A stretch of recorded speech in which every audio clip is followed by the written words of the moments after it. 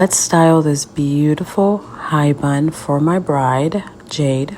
To start off, I want to emphasize that this was a second look, meaning the hair had already been curled, the hair had already been teased, it already has product and extensions. The first step is section out the front two pieces and creating a really high pony. When I say high, it's going to be really high.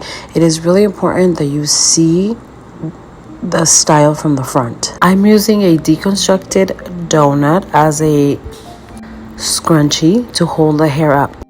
Like I said before, when I do these styles, my number one goal is to create that volume and working on the bun piece by piece, section by section. I'm using the mesh to create volume.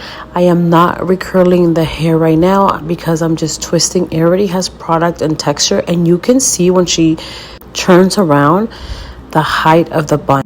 I want to work on the height of the bun first. That's my main focus, and then I can worry about the size, the balance, all of that. I want to make sure that when the bride looks in the mirror, the star of the show is the bun.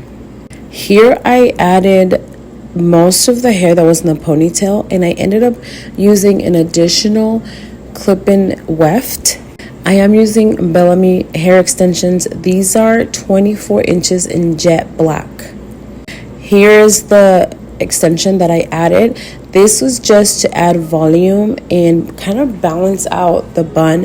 When you have so much height on one side, you want to make sure that there is balance on the back and on the sides. You don't want it to be tilting forward or too low. It's important that you kind of step back and look around to see where the volume is needed. Once the bun looks the way that I want it to look, I'm going to start working on the sides. I'm always going to leave little pieces in the front before I pin it back. And I also add volume because remember, our bun is really high and voluminous, so we want to make sure that everything just works together.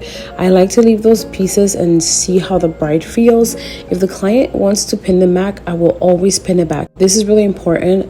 These are the pieces that I'm going to leave out as wispy pieces, loose curls. My bun is going to be really secure, really not going to move. And these wispy pieces are the ones that are going to be left in face framing. And I do like the bang to be nice and constructed, but everything else is loose, effortless, beautiful, and I hope you guys like this. If you try it, tag me. I would love to see your bride with this beautiful updo, and like and follow for more.